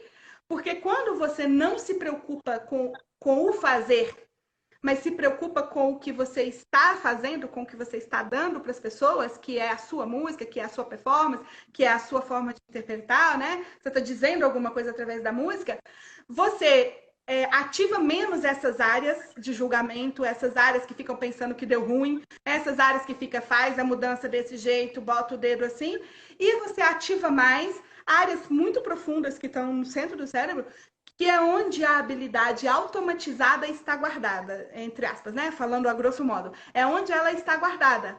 Então, você tem a liberdade de fazer da forma como você quer, sem travar o movimento, por exemplo, ou sem errar. Então, é aquela coisa de, tipo assim, faz do jeito que você sabe fazer. É basicamente isso. Para mim, o pessoal me pergunta muito isso, deve perguntar para ti também, né? O que o senhor pensa quando está tocando? O meu ideal é não pensar nas partes pequenas, nos pequenos movimentos. O meu ideal é estar num contínuo emocional mesmo, em que eu tô assim, eu quero fazer isso, agora eu quero fazer aquilo, a música vem para cá. É uma parte do cérebro que geralmente quem não é músico não entende. É uma coisa que tu vai regulando a tua emoção para onde tu quer que ela vá. É um negócio, ou tu vai deixando ela tomar conta de ti, mas de uma maneira regulada. Traduz para nós. Traduz para nós. Se deixa tomar conta, pode dar ruim. Eu vou dar um exemplo do concerto que a gente fez ano passado, do John Williams. Eu passei por momentos muito emocionantes naquele concerto, por vários motivos. Primeiro, porque eu amo música de cinema. Era um sonho tocar mesmo um concerto só de John Williams. Eu tenho memórias de curtir música de cinema com o Gabriel, especialmente esses temas. Então, assim, tava um misto de coisas. Foi uma coisa maluca. E o concerto abria com Harry Potter, que tem uma sessão muito difícil para os violinos. Um uníssono nos violinos, uma coisa, um monte de nota, não sei para que tanto de nota. E, assim, a gente ficava 35 compassos esperando e já entrava naquele tanto de fusa. E uníssono no primeiro e segundo violino, só a gente descoberto, e o solo da flauta que é digamos assim, a trilha sonora da varinha, né? Da magia acontecendo.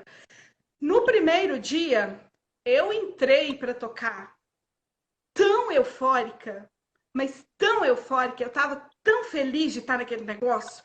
Sabe quando você toca, eu falei, gente, não acredito que eu vou tocar essa peça. Eu tava tão feliz que eu entrei pro palco, e que não é muito normal, né? Porque eu já faço regulação emocional há muito tempo, mas eu entrei pro palco sentindo os meus braços, assim, pipocarem. Tava parecendo, tipo, champanhe explodindo. Tava, tipo, quase formigando. Eu sentia o corpo desse jeito, os braços desse jeito. E, assim, eu só pensava assim, Karine, tem 1000 notas para tocar, meu bem. Não vai dar entrar desse jeito. Não vai dar, não vai... Tipo, se você tocar dessa maneira, não vai sair. Mas é por Não isso é, que eu tipo... falo, é deixar a emoção, mas meio que controlar ela ao mesmo tempo. Eu não sei. Aí a gente entra com a parte cognitiva. Então, eu tenho como modular uma emoção depois que ela acontece. Então, como que a gente faz isso, né? Como que a gente faz uma regulação emocional, uma modulação emocional? São estratégias que, no primeiro momento, elas são conscientes, e aí depois, como é o caso dos coleguinhas da tropa de elite, elas se tornam inconscientes, porque eles aprenderam a fazer isso, e aí aquele tipo de medo já não mais cria aquela situação de pânico. Então, a gente pode escolher manter, diminuir ou aumentar a resposta emocional.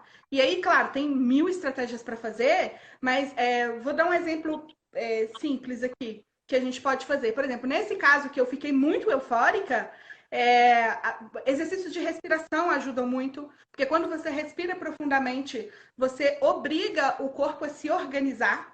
E aí você oxigena o cérebro, isso faz com que o coração se acalme, a frequência cardíaca abaixe. Por exemplo, eu estava com o coração extremamente acelerado por causa da euforia, que eu estava muito feliz, estou tocando negócio. Então, quando às vezes eu falo sobre emoções de impacto positivo, as pessoas não entendem. Elas acham que impacto positivo é eu estar alegre demais para tocar. Não, bem, se tiver alegre demais, vai dar ruim também. Se tiver muito eufórico, vai dar ruim também, porque o padrão cognitivo da alegria, ele é todo assim, ele é todo para cima, a gente fica também tenso. É um outro tipo de tensão, mas é também intenso. Então, por isso que eu gosto de usar emoções com impacto negativo ou positivo. Então, eu posso ter uma emoção, uma ansiedade que tem um impacto positivo, mas eu posso ter uma alegria com impacto negativo. Claro. Ela é uma emoção considerada positiva, mas nesse momento o impacto dela não ia me ajudar. Então, eu fiquei 35 compassos fazendo processos de regulação emocional para que eu conseguisse me centrar e tocar aquele tanto de nota que eu tinha que tocar. Eu tinha que levar o meu naipe, eu tinha que ajudar o maestro, ajudar o Alexandre, a gente tinha que tocar junto, não dava para entrar naquele processo. E nesse mesmo concerto, eu passei por um mix de emoções muito grande. Então, eu lembro hoje eu acho graça, mas assim, no momento eu pensava, tu tem que usar tudo que você sabe. Agora, esse é o momento de usar tudo que você estudou, porque eu fui da extrema alegria até uma tristeza. Quando tocou, por exemplo, o tema do Jurassic Park, eu quase morri. Tipo, falei, gente, vou começar a chorar. Falei, não posso chorar. Se eu chorar, eu não vou conseguir tocar. Então, assim, esses processos a gente aprende. Então, por exemplo, o que você pode fazer, além da respiração que eu falei? Você pode trazer a consciência para essa emoção que você está sentindo. Então, por exemplo, se você está com medo de tocar, existe razão para esse medo? Quer dizer, igual no seu caso você estava falando, existe mesmo uma razão? O que vai acontecer se você não tocar a performance exatamente do como você quer? E aí eu já adianto, nunca vai sair exatamente como a gente quer, porque cada performance é única. Nunca vai sair. Você sempre vai ter um ideal e o que vai acontecer na hora é outra coisa. Então a gente tem que ter um processo de trabalhar uma mentalidade de resignação, que é o quê? O que eu sei fazer é isso, e o que saiu é isso, e o que passou, passou. Quando eu trabalho muito essa mentalidade do erro, é justamente por isso, para você se libertar do erro na performance. Ele aconteceu, já era. Não adianta ficar, eu devia, eu podia, ah, meu Deus, eu devia ter feito assim, e agora? Aí você está fazendo o quê? Remoendo aqueles pensamentos que vão trazer emoções negativas, que vão trazer memórias de outras performances que deram ruim, e você está ativando pensamentos que vão gerar um comportamento que não vai favorecer a performance. Claro. Então, esse trazer essa consciência foi o que eu fiz no momento do Harry Potter. Respirei profundamente, né? tipo assim, como se você desse uma ordem pro seu corpo para ele se acalmar mesmo. E aí eu fui pensando, se acalma, respira mais profundo. Aí eu fui ouvindo a música que estava acontecendo, pensando no que eu tinha que fazer, mas sem pensar nas notinhas. Sim. No momento que eu comecei a pensar nas notinhas, começou a dar ruim. Não, eu sei tocar isso, eu estudei para tocar e eu vou tocar. Então, esses processos, essas estratégias, muitas pessoas têm isso naturalmente, como você disse. Tem gente que consegue fazer isso. Por exemplo, eu tenho esse processo já de resiliência desde criança, que eu me entendo. E eu sei que isso é um ganho do TDAH. E ainda bem que eu tive o TDAH para me ajudar. As pessoas hiperativas, elas são naturalmente mais resilientes. Então, eu sou muito... me cobro muito para fazer as coisas muito bem feitas, mas não me importa muito, igual você falou, né? Ah, você entrou na performance, eu duvido que você entrou com medo. Normalmente não mesmo. Por quê? Porque eu vou lá fazer a minha música e pronto, sabe? E fim de papo. E isso é uma mentalidade que a gente pode trabalhar. Não é que você não liga para a pessoa, não é que você não quer compartilhar, não é nada disso, é justamente o contrário. Eu quero compartilhar a minha música na melhor forma, na minha melhor versão. Exatamente. E aí a gente chega aquele outro ponto que os professores sempre falam, né? Que a melhor maneira de tocar bem é um bom preparo também. Então, e entender que o preparo é um processo e que a Sim. performance vai ser parte daquele processo. Talvez não seja a melhor parte, digamos, a melhor no sentido de estar mais perfeito. Pode ser que vai precisar daquele processo várias vezes até aquilo ficar confortável. E mesmo assim, toda vez vai ser diferente. Toda vez. Sim. Eu tenho um texto que eu falo, acho que eu botei isso num podcast, falando do mito da perfeição na performance. Assim, tanto é mito que não existe. Você pode ficar extremamente satisfeito com uma performance, mas não existe perfeição na performance. Porque é Karine, justamente por causa do contínuo. eu A tava, música ela sempre pode ser melhor em algum aspecto. Sempre você pode falar, podia ter feito daquela maneira. não, Então, só isso. eu tava olhando hoje de manhã, acordei, e eu não sei por que coloquei Heifetz tocando Capricho em Lá Maior, o Capricho 24, né? Uhum. Eu escutei isso milhares de vezes. Realmente, eu escuto aquilo desde os meus 13, 14 anos, que eu tinha um VHS que eu escutava aquilo. Todo dia, praticamente, eu escutava aquilo. Aí eu fui escutar, assim, pô, Heifetz, esse cara é muito perfeito, né? Tem notas falhas naquela gravação que faz um... Tem um cacaré que não sai. E ficou. Pronto. Não é absolutamente perfeito. Eu tenho certeza que lá dentro o Heifetz ficou assim, pô, eu já fiz isso aqui perfeito, né? Mas ficou assim. Uhum. Tipo, não existe a perfeição absoluta. O que é a perfeição absoluta? Eu nem sei o que é mais. Eu já não sei mais. Não. Além de não existir, Carmelo, eu vejo isso como uma prisão. Essa mentalidade da perfeição, ela é uma prisão para os músicos. Porque as pessoas criam um ideal de performance que não é possível de acontecer. Ele não vai acontecer, porque na hora da performance, as variáveis são outras, condições do ambiente são outras, suas condições são outras, e sempre vai ser Só para dar um diferente. exemplo. O violino pode estar mal ajustado, as cordas podem estar velhas, a Pode acústica passar mal, igual já aconteceu com você A antes do acústica pode Paganini. ser ruim, a gente pode não estar bem fisicamente ou emocionalmente. Você vai tocar com um pianista, o pianista pode não estar bem, vai afetar a tua performance. Quer dizer, Sim, tem tanta coisa que são variáveis que tu não tem controle, que não assim, tem controle. deixa, né? Karine, E é. desculpa, a gente tá já com meia hora da segunda hora. Eu gostaria de. Esse assunto aqui é fascinante sempre conversar contigo. Esse assunto é fascinante. Mas eu vou abrir para perguntas, porque Ah, eu tá. sempre gosto no final de se o pessoal que. Porque não é para o pessoal ficar olhando no YouTube a live depois, senão não é live, é morta, é dead. A live, Gostei dessa. a live tem que acontecer aqui. Live é live, né? Ao vivo. Então eu gosto do pessoal, não, quem está assistindo depois pode assistir, beleza. Às vezes o pessoal não pode, está trabalhando, tem outras atividades, mas enfim, eu gosto de dar atenção para quem está aqui agora. Tá, pode abrir para pergunta aí, vamos ver o que a gente pode fazer aqui para ajudar. Esse é o verdadeiro assunto, o João Camargo está falando. Esse é o verdadeiro assunto, tão importante quanto a técnica. Gosto da respiração 1-4-2 para trazer a consciência para o corpo em momentos de tensão. 1-4-2 é inspira por 1 segundo, segura por 4 e solta por 2, né? Uhum. Só que isso a pessoa tem que treinar, né? Que se a pessoa nunca treinou isso e faz isso no palco, ela pode até ficar tonta. Fica tonta, é verdade. Então, tudo é processo, gente. Tudo tem que aprender, tudo tem que treinar, tudo tem que fazer. Eu vou ver se eu coloco no story, eu tenho um videozinho. Há uns dias atrás, a gente, nessa onda de quarentena, a gente está experimentando fazer umas gravações, igual teve... posso falar sobre TDAH. Igual teve a da Sinfônica, né? E aí eu tava brincando com o Telemann com um colega. Aí a gente fez um mix de 4 vezes que eu errei. E aí acho que eu vou pôr isso no story agora para as pessoas verem que é uma reação natural minha. Quando eu erro, normalmente, eu rio dos meus erros. Eu rio mesmo, acho graça. E isso é uma coisa libertadora. Porque errou, você achou graça, acabou, sabe? Aí o que você tem que fazer é uma boa gestão do erro. É entender, analisar, escolher o que fazer melhor e praticar essa melhora. Isso, aí, após o fato. Às vezes o que eu não gosto são alunos que vêm assim e não arrumam depois, mas ficam sempre rindo. Eu não gosto disso. Eu acho que uma falta... Fala de novo. Eu já tive um aluno, por exemplo, que ele ria toda hora de qualquer errinho. Só que a cada 3 notas... Não, mas não é isso que eu tô falando. Peraí. Não é isso que eu tô falando. Não é rir em público, não, gente. Pelo amor de Deus.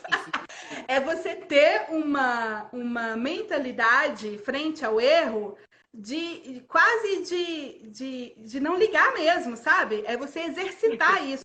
Aconteceu. Passou, sabe? Igual o karaokê, passou. Vai resolver isso depois na sala de estudo, né? O Lucas aqui perguntou, o sistema nervoso funciona de maneira igual para todo mundo? Se não existem perfis? Eu não diria perfil, eu não gosto muito dessa coisa dos perfis, não.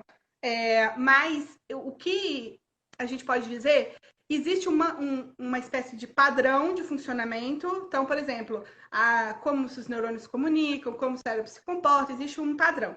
Mas dentro desse padrão de funcionamento, cada cérebro é um cérebro. Cada pessoa vai funcionar de um jeito.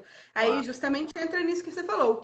O que te amedronta não me amedronta. O que para você pode ser uma coisa banal, para mim pode ser uma coisa assustadora. Aí entra a questão de experiências, comportamento, crenças, valores, princípios. Então, assim, existe um padrão, mas eu não gosto de encaixar em perfis. Tem muito isso, tem algumas áreas da psicologia, a PNL às vezes usa também, de ter alguns padrões. Eu não gosto muito de encaixar, porque não é 100%.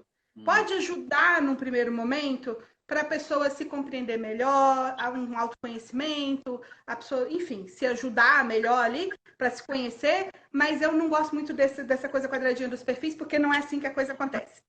O Bruno está perguntando o quanto a idade é limitante para o aprendizado do violino. Nenhuma. Eu também não vejo isso. Nenhuma. Eu falei no início da live, eu dei aula para uma senhora, posso postar a foto dela se vocês quiserem. Aliás, tem um vídeo que eu falo dela no YouTube. Que ela esperou 50 anos para tocar. Ela fez aula comigo, ela começou, que ela queria tocar violino, o marido não queria, naquela época, enfim, ela escolheu o marido e não o violino, guardou o violino por 50 anos. Depois que ele morreu, ela foi estudar. Ela começou a fazer aula de violino comigo aos 86 anos e tocou até os 94. Impressionante. E tocou bonitinho, não, assim, apresentava na igreja, tudo bonitinho. Tu pega uma pessoa de sei lá, 30 anos que aprender um idioma novo, às vezes em 6 meses consegue um aprendizado mais rápido do que uma criança. O meu filho esteve na Argentina por 6 meses e já esqueceu tudo, não aprendeu tão bem. Então não quer dizer assim exatamente porque é criança que vai aprender melhor, né? Alguma. Quanto tempo de teorias devo estudar por dia? Acho que não entendi muito bem essa pergunta.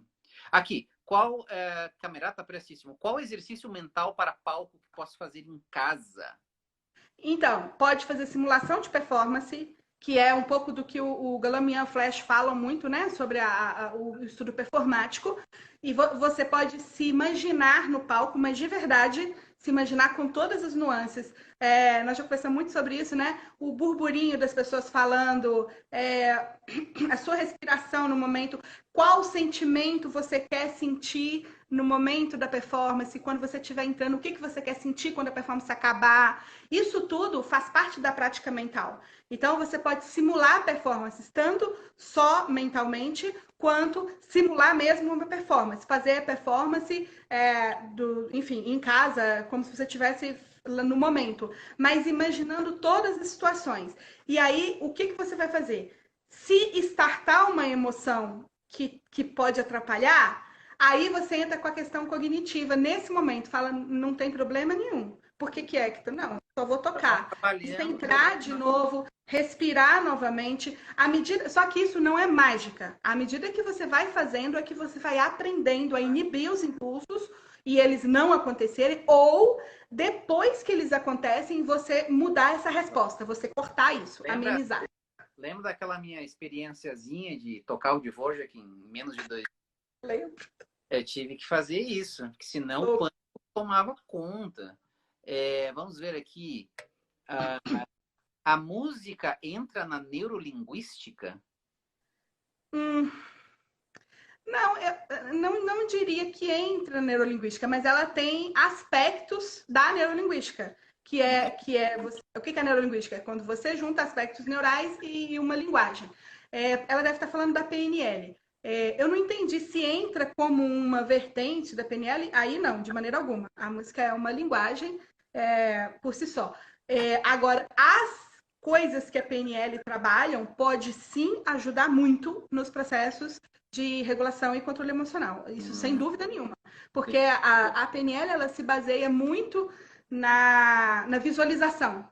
Na visualização das coisas. Então, por exemplo, eu mesmo ensino um exercício para os meus alunos, que a gente chama de Círculo do Poder, que é um exercício baseado na PNL. É baseado em visualização. Você visualizar, a gente, enfim, não dá para ensinar tudo, mas a gente entra num círculo que mentalmente você entra numa possibilidade, né, num círculo que está ligado a boas performances. Então, inclusive, tem mentorados meus que fizeram prova fora, no exterior, passaram em orquestras e sempre fazem isso antes da orquestra, dos concertos. É você entrar numa zona, digamos assim, numa zona de possibilidades. E isso, a PNL tem muita coisa legal, que pode ajudar demais e que tem embasamento científico. Tem umas coisinhas que não tem, mas muita coisa tem embasamento sim. Que legal. Uma última pergunta, Karine. Costumo da Carol. Costumo separar os problemas para resolver algum trecho. Se eu foco na mão esquerda e naquele momento faço outro arco, estou gravando também o arco errado? Deixa eu só ver se eu entendi. Que ela tá focando na mão esquerda e o arco, e aí ela tá fazendo alguma coisa errada. Ela faz um arco que não é aquele arco. Ela tá gravando aquele arco trocado também? Sim, na verdade não necessariamente o arco errado. O que você tem que preocupar? Eu imagino que ela tá falando da arcada, né? Que ela tá estudando uma coisa e a arcada é diferente. Não, isso não tem problema, porque são etapas do aprendizado. O que não é aconselhável é se eu estou estudando mão esquerda, eu faço a mão direita de qualquer jeito. Você escolher arcadas não tem problema nenhum. Aliás, isso é até aconselhável. O próprio Galamian falava muito disso, de você fazer a mesma coisa com milhares de possibilidades. Sim. Quanto mais possibilidades, mais você se prepara para situações de erro, por exemplo. Se você errar e você estudou só de uma maneira, a chance de dar ruim é grande. Se você estudou, você sabe fazer de várias maneiras, você tem como sair do erro né, de forma melhor. Eu falo disso também naquele meu curso, né, de a arte de estudar violino para emocionar pessoas, que uma das fases é justamente colocares as arcadas e os dedilhados como um primeiro momento, não que vai ser o final, que depois tu pode até mudar, né, mas para ter um conceito inicial para tu começar a trabalhar, porque também depois ficar trocando toda hora dá um nó na cabeça, né? Não, claro. Para performance você vai ter que escolher as coisas, né? E vai ter que trabalhar isso. Naturalmente não pode ficar mudando. Mas assim, estudar de forma diferente, não. Isso é até benéfico, sem dúvida nenhuma. Isso fortalece a habilidade, sem dúvida. Karine, beijão. Muito obrigado. E é sempre um prazer falar contigo, é sempre estimulante aqui, né? Porque a gente traz a música e a mente, música e mente. Né? Siga lá a Karine no Music Mente. Pessoal, amanhã eu vou ter uma outra convidada, a Gabriela Queiroz, uma violinista fantástica, que vai falar sobre vida universitária, preparação à vida universitária. E vai ser muito bacana também às 20 horas aqui. E semana que vem eu vou trazer um pessoalzinho também, barra pesada. Trago top, eu só trago top. Então tá, pessoal. Muito obrigado, Karine, de novo. Brigadão. E a gente vai se ver por aí. Muito obrigada, parabéns aí pelo trabalho, né? A gente está sempre junto aí, sempre nos bastidores, conversando. E queria, enfim, parabenizar as pessoas que ficaram até agora, muito legal, a maioria das pessoas ficou até o final. Até o final. E assim, eu queria deixar uma última mensagem para as pessoas não desistirem da música que querem fazer por causa de dificuldade, por causa dos outros, por causa dos problemas, porque isso faz parte do processo, né? Os obstáculos fazem parte do processo e é isso que é a graça da coisa, né? A gente tem essa possibilidade do humano. Se fosse para ser máquina, então não precisava da gente aqui. Botava o computador para tocar que estava tudo certo. Então, eu sempre estimulo isso, que as pessoas busquem a sua satisfação com a sua música e não a satisfação do outro na sua música, sabe? Que elas façam realmente o que elas estão a fim de fazer e busquem por isso. E existem processos para a gente ter uma técnica da forma que a gente quer. E, enfim, escolher o que você quer e correr atrás disso. É possível e, enfim. E Isso aí, é super importante, eu acho que é a síntese mais perfeita, é tu buscar fazer a tua música, buscar a tua cor, a tua voz, a tua cor, aquilo que tu quer expressar e trazer para o mundo, entendeu? E cada um vai trazer uma coisa especial. exato. Essa que é a beleza. É que a gente fica muito nessa coisa da audição, da prova, do tem que estar perfeito, que tem não sei do que. Isso vai existir só para alimentar esse crescimento, mas não pode ser uma coisa definitiva, né? A gente tem que estar melhorando, sempre melhorando. Acho que essa é a questão. E quanto mais a gente atrela o nosso fazer, a nossa prática musical a esse tipo de sentimento, é nós que estamos perdendo. É nós que estamos perdendo. Exato. Então, assim, a gente tem que, na verdade, nutrir a nossa mentalidade, os nossos pensamentos, enfim, a nossa relação com a música tem que ser realmente uma coisa boa, porque tocar bem dá trabalho. Estudar não é fácil. Então, se a gente não tiver uma boa relação com a música, isso pode se deteriorar e na verdade, pode cair no ostracismo e você ficar, enfim, fazendo uma coisa de forma obrigatória que não é o que você quer. E no meu conceito, no meu pensamento, os meus valores, os meus princípios, é que a música tem que fazer bem a quem faz música. Isso. O dia que a minha música não fizer bem para mim, tipo, eu não faço música. Ela tem que fazer bem. Não tem porquê a pessoa sofrer fazendo uma coisa que não quer fazer, entendeu? É isso da pessoa, né? Karine. Beijo, bom falar contigo. Tchau, até a próxima. A gente marca outra. Tudo de bom, pessoal. Bye, bye. Até mais. Tchau, tchau.